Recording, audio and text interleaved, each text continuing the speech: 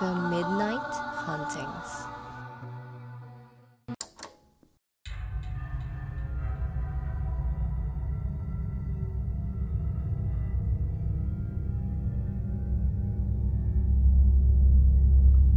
Magandang araw mga ka-midnight.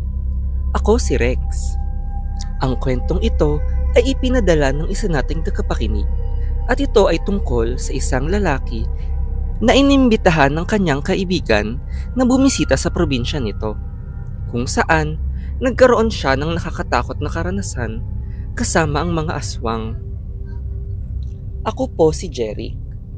Ang kwento ko ay nagsimula nang ako ay makatapos ng kolehiyo at naisipang maghanap ng pwedeng pagbakasyonan. Wala na ang aking mga magulang at binubuhay ko na lang ang aking sarili, kaya nais kong magpahinga muna at gumala. Sakto ay nag-alok ang aking kaklase at matalik na kaibigan na bisitahin ang probinsya nila. Medyo malayo sa syudad ang baryo nila at liblib na halos pagubat na. Natuwa ako at naisip na mas mararamdaman ko ang bakasyon kung malayo sa maraming mga tao. Si Rebreb ay aking naging kaklase simula nung unang taon ko sa kolehiyo at matagal na niya akong inaaya bisitahin ang probinsya nila para magbakasyon. Sinalubong ako ng pamilya niya at napansin kong napakabait at maayos ang trato nila sa akin. Nung kinagabihan ay inaya nila akong maghapunan, ngunit nakakapagtakang napakadami nilang pinapakain sa akin. Naisip kong ganun siguro ang nakasanayan nila sa mga bisita, na nais nilang pabusugan palagi ang mga bisita at hainan ng maraming pagkain. Nung patulog na ako sa kwartong inihanda para sa akin, ay dun ako biglang nakaramdam ng kakaiba. Naalimpungatan kasi ako sa ingay sa labas ng bintana ng aking tinutulugan na tila may nag-uusap. Pagsilip ko ay halos himatayin ako sa aking nakita. Kitang-kita ko ang nakakakilabot na hugis ng mga aswang. Nakapaligid sila sa tapat ng bahay nila Rebreb at tila ba nag-aabang. Agad akong nagtago at nagdasal dahil sa takot. Naisip kong baka naamoy nila ako dahil hindi ako taga rito at baka nais nila akong kainin. Kinabahan ako at napadasal na sana ay hindi nila ako puntahan dahil wala akong panlaban sa mga aswang na nakahanda. Naisip kong siguraduhin makakuha ng sandata kung buhay pa ako kinabukasan. Nagdasal lang ako at hindi ko na namalayan na nag-umaga na. Napagpasyahan kong kailangan kong humingi ng tulong kay Rebreb, ngunit hindi ko alam kung paano ko sasabihin sa kanya nang hindi siya maaalerto, pati ang pamilya niya. Nahihiya din ako sa kanila dahil sa bait nila at sa pag-aalaga sa akin sa pananatili ko sa kanila. Dahil ako ay ulila na, hindi ako nakakaranas na pinagsisilbihan at inaarugan ng aking pamilya, kaya nais kong ipagtanggol ang pamilya ni Rebreb kung sakaling ako ay sugurin ng mga aswang. Naisip kong hindi ko kakayanin mag-isa, kaya kay Rebreb ko lang sasabihin. Nanginginig akong nagpaliwanag kay Rebreb sa aking nakita. Nagulat siya at akala ko ay paniniwalaan niya ako. Ngunit tumawa lang si Rebreb at sinabing hindi daw totoo ang mga aswang at baka ako ay binangungot lang kaya wag daw akong mag-alala. Sinabi pa niya na dito siya lumaki at wala daw aswang na nakukwento sa kanya nung bata siya. Ni panakot daw ay hindi nababanggit sa kanila ang mga aswang.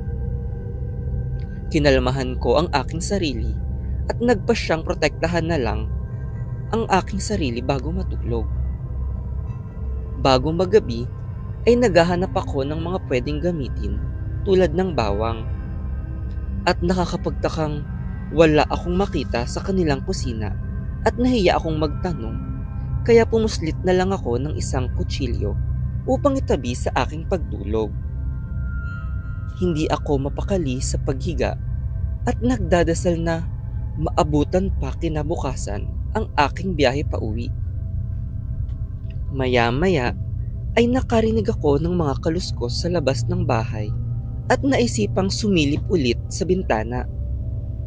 Pagtanaw ko ay nanlamig ang aking katawan. Nakaabang ang mga aswang sa labas at umaaligid sila sa bahay nila Rebreb. Dahan-dahan akong pumuslit palabas ng kwarto at agad na ginising si Rebreb para tumakas kami. Pagbukas ko ng kwarto niya ay nakakapagtakang gising pa pala siya. Kinaladkad ko siya palabas at nagmamadaling tumakas sa likod bahay patakbo sa kakahuyan. Habang tumatakbo ay bigla akong pinigilan ni Rebreb at tumatawang sinabing, "Bakit ka tumatakbo, Jerry? Pinapataba ka namin para kainin mamaya." Dahan-dahang nagbagong anyo si Rebreb at naging aswang ito. Nanigas lang ako sa takot at hindi makagalaw. Ipiniliwanag nito na hindi daw ba ako nagtaka kung bakit pilit niya akong iniimbitahan na bumisita sa kanila ng ilang taon na. Alam kasi niyang walang maghahanap sa akin dahil wala na akong pamilyang buhay pa.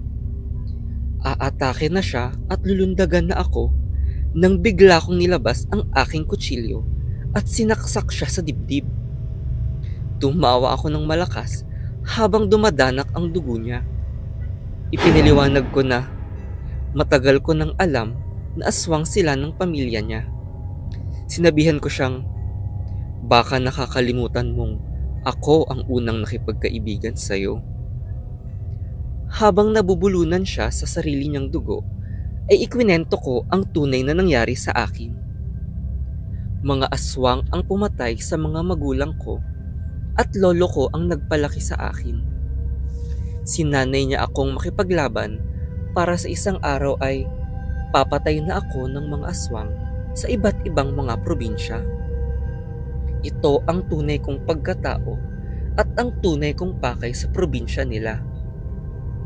Sinugod ko ang iba pang mga aswang sa bahay nila at isa-isa silang pinagkakakatay tulad ng pagpatay ng lahi nila sa aking mga magulang. Dinala ko ang mga bangkay ng pamilya ni Rebreb at siniguradong ipinasok ang mga ito bago paliyabin ang bahay nila. Sila ang aking unang misyon na hindi ko kasama ang aking lolo sa pagbuksa sa mga aswang.